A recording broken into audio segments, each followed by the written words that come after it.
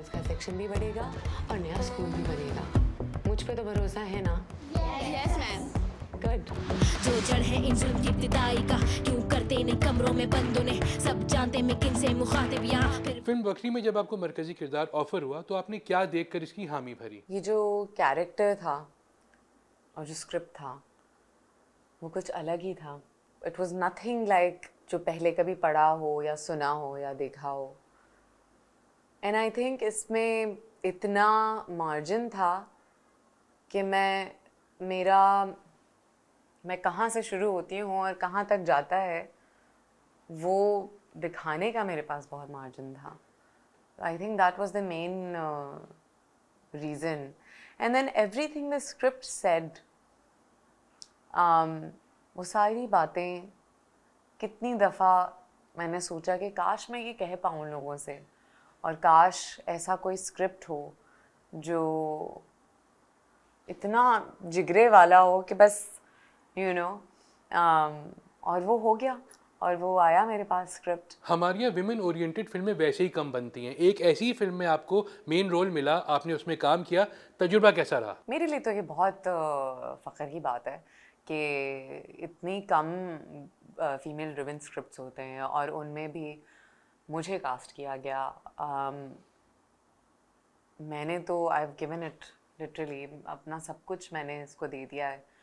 अब ये लोगों पे डिपेंड करता है कि ऑब्वियसली सारी बात फिर व्यूअर्स पे आती है और उन लोगों पे आती है जो टिकट लेके फिल्म देखते हैं।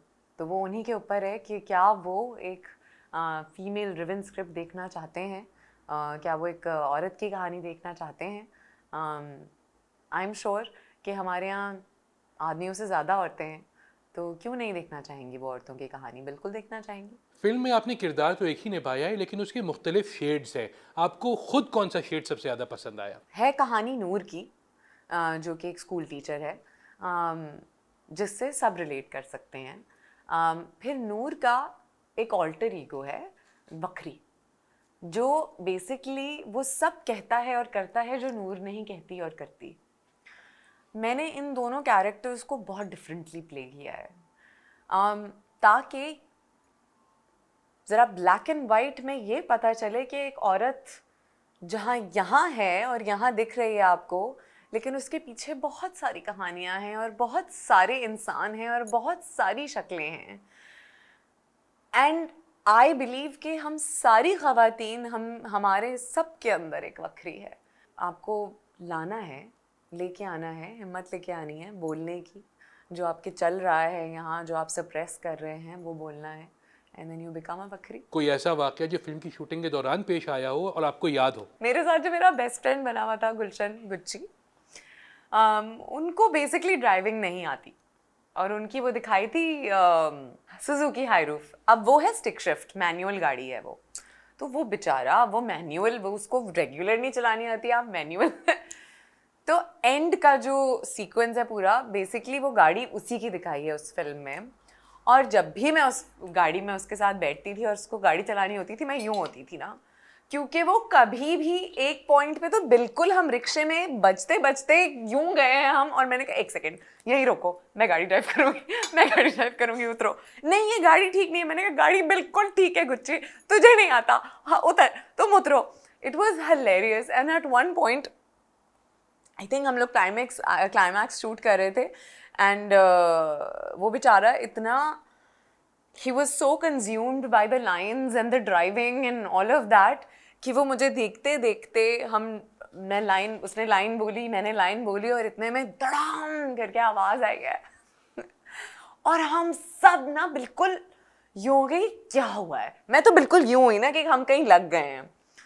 और हमने जब देखा तो वो यहाँ वाला जो जिप का कैमरा था, वो जिप पूरी किसी की गाड़ी में घुस गई थी और वो पूरा टूट गया था, और हम सब बिल्कुल ना यूँ करके बैठ गए थोड़ी देर के लिए कि क्या बोले। और वो तो बिल्कुल लाल, मुझे कहता है क्या करूँ, मैं क्या करूँ? मैंने कहा कुछ नहीं करो, तुम चुपचाप बैठ जाओ, आप खुद चुप करके बैठो, इनको करने दो आप, ये जो तुमने किया है ये सब निपट लेने दो आप। That was hilarious I think. आपकी 2 फिल्में सॉरी और सेंटिमेंटल दोनों शेल्फ हो गई। ऐसे में 2 महीने के अंदर 3 फिल्में आपकी रिलीज हो रही हैं, आपको खुद कैसा लग रहा है? मेरा एक्चुअली शुरुआत, मेरा पहला ऑडिशन ही एक फ़िल्म का था जो कमबख्त थी हमज़ा अली अब्बासी की. उसमें मेरा एक सीन था और वो मेरा ऑडिशन भी था. हुमायूं सईद के साथ सीन था और फिर उसके बाद से हुमायूं ने मुझे कॉल की थी and he gave me a play and everything. वो भी शेल्फ हो गई, फिर सॉरी भी शेल्फ हो गई, फिर यासरा वाली फिल्म भी शेल्फ हो गई. कोशिशों में लगी रही हूँ, लेकिन the thing is I have learn this कि जब भी जो भी होता है वो अपने एक वक्त से होता है और वक्त से पहले कभी नहीं होता. और जो वक्त मुकर्रर है जिस चीज़ का, वो उसी टाइम पे होगा, तो इट विल अलाइन और I guess it is aligning now. Film का इंतखाब करते वक्त आप किन चीज़ों का ख्याल रखती हैं? कास्ट, हिदायतकार या किरदार? सबसे पहले स्क्रिप्ट, उसके बाद डायरेक्टर. अगर ये दोनों का कॉम्बो अच्छा है तो फिर मुझे कास्ट से कोई फ़र्क नहीं पड़ता. आपकी वालदा रूहानी बानो सिंगर और परफॉर्मर थी, आपकी खाला रूही बानो को कौन नहीं जानता है, तो आप ये बताइए कि उन दोनों की लेगेसी कैरी करने के लिए आप पे कितना प्रेशर होता है? बहुत प्रेशर महसूस होता है. ये बहुत बड़े, मतलब Roohi Bano and then my mother बहुत टैलेंटेड लोग हैं. खाला जी तो चली गई, लेकिन मम्मा I think she is very proud of me. I think so. जब वो मुझे कहती हैं कि मैं तुम इसलिए नहीं, मैं तुम्हें कह रही हूँ कि तुमने अच्छा काम किया है, कि तुम मेरी बेटी हो, मैं एक्चुअली तुम्हारी फ़ैन हूँ, तो बड़ा अच्छा लगता है मुझे ये सुन के कि वाओ, बहुत अच्छी फीलिंग है ये. लेकिन प्रेशर बिल्कुल महसूस होता है, बिल्कुल. टीवी पर आप कम कम नज़र आ रही हैं, इसकी क्या वजह है? अच्छी कहानी, अच्छा स्क्रिप्ट, अच्छा कैरेक्टर, जिससे मुझे लगे मैं कुछ एक्चुअली कर रही हूँ. क्योंकि टीवी का ये है कि ना कि आपको कोई 50 दिन रोज़ जाना पड़ता है उस सेट पे, और रोज़ उठने की एक मोटिवेशन होनी चाहिए कि मैं आज ये जाके करूँगी. और मेरी सबसे पहले पैसे भी वो मोटिवेशन नहीं देते मुझे, जो उठ के मुझे होता है ओ माय गॉड आज मैं ये वाला सीन करूँगी, ओ माय गॉड आज मुझे बहुत मज़ा आने वाला है, मैं इसको ऐसे करूँगी, मैं ये डाल दूँगी, मैं ये डाल दूँगी. जब तक ये नहीं आएगा मैं नहीं कर सकती. I can not be dishonest with my work. Showbiz industry के वो कौन से 2 पहलू हैं जो आपके ख्याल में अगर इस साल ख़त्म कर दिए जाएं तो उससे हम आगे बढ़ सकते हैं? ख़त्म तो नहीं, मैं कहूँगी शुरू करें. सबसे पहले तो ऑडिशन लेना शुरू करें. ठीक है, सबसे पहले फिल्म का ये क्राइटेरिया है कि आप हर रोल में, स्पेशली मेन लीड रोल में, कास्टिंग करें. कास्टिंग कैसे होती है? ऑडिशन के थ्रू होती है. किसी भी एक्टर को इस चीज़ से ऑफेंड नहीं होना चाहिए. दूसरा, हमारे कुछ इस्टेब्लिश्ड नाम हैं इस इंडस्ट्री के और वो मिड एज में आते हैं. और अगर हमें एक हिट चाहिए ही चाहिए और हम एक्सपेरिमेंट नहीं करना चाह रहे हैं, हमें हिट चाहिए ही चाहिए, तो फिर आप उनकी एज के हिसाब से कहानी बना लें, वो भी चलेगी. क्यों नहीं चलेगी? हमारी जो आवाम है, जो अपने बच्चों को लेके आ रही है, वो 40s में 50s में है, क्यों नहीं देखेगी?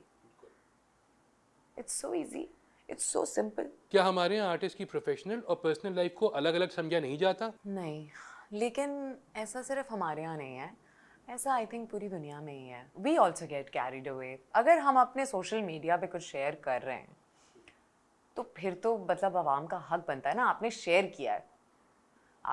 किया है वो, तो फिर तो सब उस पर बात करेंगे, सबका ओपिनियन निकलेगा.